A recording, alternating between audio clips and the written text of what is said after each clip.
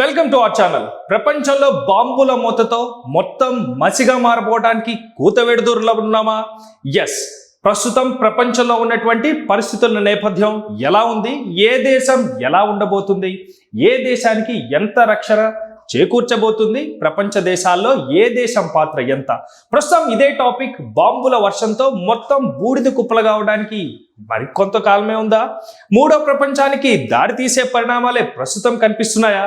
Watts the special story. ప్రస్తుతం ప్రపంచ వ్యాప్తంగా కూడా అనిశ్చితి, యుద్ధాలు, యుద్ధ ట్యాంకర్లు, బాంబుల మూత మాత్రమే మిగిలి ఉంది.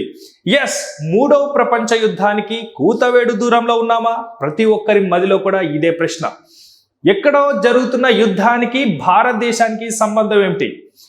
ఈరోజు మన special story I India, Israel and Iran topic.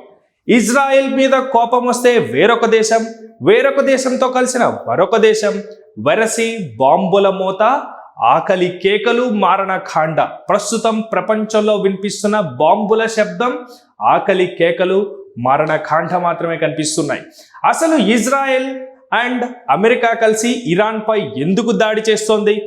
చాలా కాలం నుంచి సాగుతున్నటువంటి పరిణామాలే లాస్ట్కి ఖుమేనీని పొట్టన పెట్టుకునే స్థాయికి తీసుకొచ్చాయా? ఎస్, అమెరికా, ఇజ్రాయెల్ కలిసి వినూత్నంగా పన్నిన పన్నాగమే ప్రస్తుతం ప్రపంచవ్యాప్తంగా ప్రతి ఒక్కరిని నివ్వెరపోయేలా చేస్తోంది. అమెరికా కన్నుపడ్డ ఏ దేశం కూడా బతికి బట్ట కట్టకూడదు అనేది అమెరికా వాదన. అమెరికా కుళ్ళు కుతంత్రాలతో, ఆధిపత్య ధోరణితో ఎప్పటికప్పుడు ప్రపంచ దేశాల్ని తన చెప్పు చేతుల్లో ఉంచుకుంటూ ఎప్పుడు కూడా ఆధిపత్యం చేయాలన్నదే అగ్రరాజ్యం. అయితే ప్రస్తుతం ఇరాన్ పైన చేయాల్సిన యుద్ధానికి కారణం కేవలం ఖుమేనీని పొట్టన పెట్టుకోవడం ద్వారా అమెరికా సాధించిందేమిటి?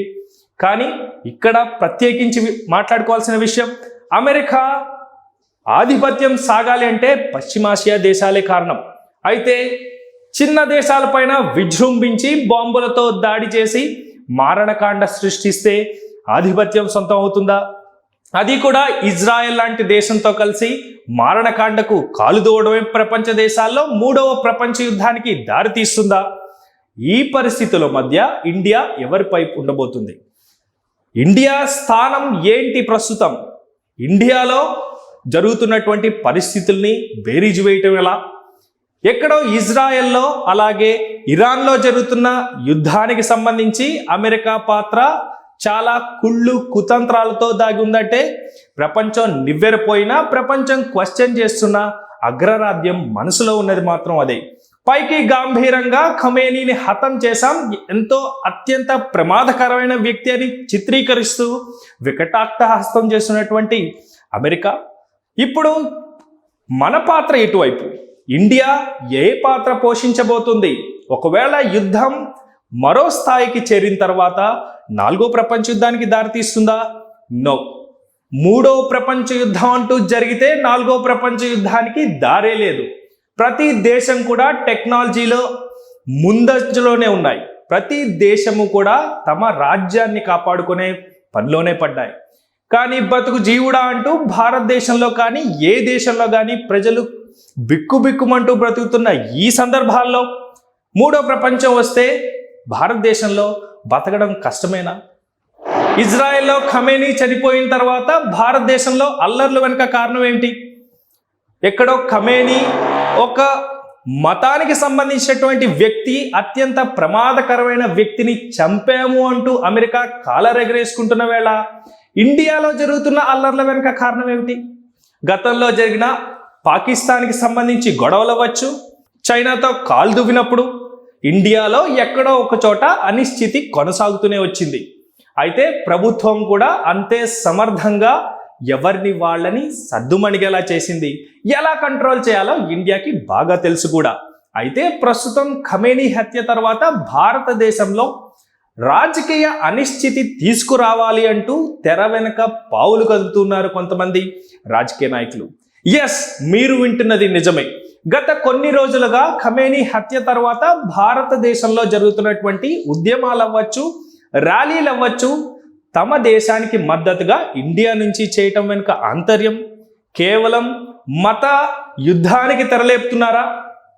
ప్రపంచంలో మత యుద్ధం అంటూ జరిగితే ఏ దేశం మిగలదు. కానీ ఆధిపత్య ధోరణితో ముందుకు వెళ్ళే అమెరికా, ఎంతటి దేశమైనా ఎవరైనా కానీ ఆధిపత్యం తీసుకురావడానికి ఎంత పనైనా తెగించే ట్రంప్. ప్రస్తుతం జరుగుతున్నది అదే. చిన్న దేశాలపై ప్రతాపం చూపించడం ద్వారా పెద్ద దేశాలకి ఒక జలక్ ఇచ్చినట్టు అవుతుంది. వాళ్ళు సైలెంట్ అయిన తర్వాత వాళ్ళు మన వైపు వచ్చే ప్రయత్నం ఆపుకుంటూ, ఒకవేళ ఇంకా తేడా వస్తే దౌత్యపరమైనటువంటి చర్యలు, అలాగే ఇంపోర్ట్ ఎక్స్పోర్ట్స్ మీద ట్రంప్ ఆల్రెడీ చేస్తున్నటువంటి అఘాయిత్యాలు అన్నీ ఇన్ని కాదు.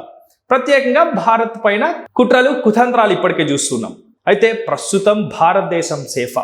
ఒకవేళ ఇదే యుద్ధం మరికొన్ని రోజులు, మరికొన్ని వారాలు, కొన్ని నెలలు కంటిన్యూ అయితే ప్రపంచంలో అనిశ్చితి అనివార్యం అవుతుందా? అని చెప్పుకోవాలి. పరోక్షంగానో ప్రత్యక్షంగానో ఎక్కువ తక్కువ అనేది కాకుండా ఇంపోర్ట్ ఎక్స్పోర్ట్స్ అనేది భారతదేశం ప్రతి దేశంతో కూడా లింకప్ అయి ఉన్న వాస్తవ సత్యం. అయితే ఇప్పటికే పెట్రోల్ ధరలు కావచ్చు, భారతదేశంలో పెరుగుతున్నటువంటి బంగారం నిల్వలపై అవ్వచ్చు, పలు రకాల ఆ టెక్నాలజీకి సంబంధించి అవ్వచ్చు, విమానయాన సంస్థలకు సంబంధించి అవ్వచ్చు, ఇజ్రాయెల్ దగ్గర అత్యాధునికమైనటువంటి టెక్నాలజీ ఉండటం. వెరసి ఇప్పుడు యుద్ధం కంటిన్యూ అయితే ధరలకు రెక్కలు వస్తూ ఇండియాలో బ్రతుకు జీవుడా అనే వాళ్ళపైన భారం పడుతుందా అంటే అనే చెప్పాలి. ప్రస్తుతం ఇండియా సైలెంట్గా ఉంటూనే ఇజ్రాయెల్ మా స్నేహితుడు అంటూ చెప్పుకోవడం వెనుక యుద్ధాన్ని తగ్గించడమా? యుద్ధం జరుగుతున్న వేళ చైనా మధ్యలో వెళ్ళి యుద్ధాన్ని ఆపే ప్రయత్నం చేస్తుందా? యుద్ధానికి ఆద్యం పోస్తుందా? యుద్ధానికి సంబంధించినటువంటి ఆయుధాలు మేం చౌకగా ఇస్తామంటూ చైనా వ్యాపార ధోరణి చూస్తే దాని బుద్ధి ఎప్పుడూ బయటపడుతూనే ఉంటుంది. తీరా యుద్ధం జరుగుతున్నప్పుడు ఆ యుద్ధ సంబంధించినటువంటి ఆ వస్తువులను చూస్తే పేలవంగా తేలిపోతూ ఉంటాయి. దీపావళి బాంబుల్లా తుస్సుమంటూ ఉంటాయి. ప్రస్తుతం ప్రపంచం అంతా కూడా తెలిసిన విషయం. అయితే ప్రస్తుతం ఇండియా చాలా న్యూట్రల్గా ప్రపంచంలో ఆచితూచి అడిగేయాల్సిన పరిస్థితి నేపథ్యంలో చాలా జాగ్రత్తగా అడుగులు వేస్తూ పోతుంది. అయితే అటువంటి పరిస్థితులు ఎప్పటికీ రావు అనేది చెప్పలేం, కానీ ఇండియా కట్టుదిట్టమైనటువంటి చర్యలతో ముందుకెళ్తుంది అనేది మాత్రం నగ్న సత్యం.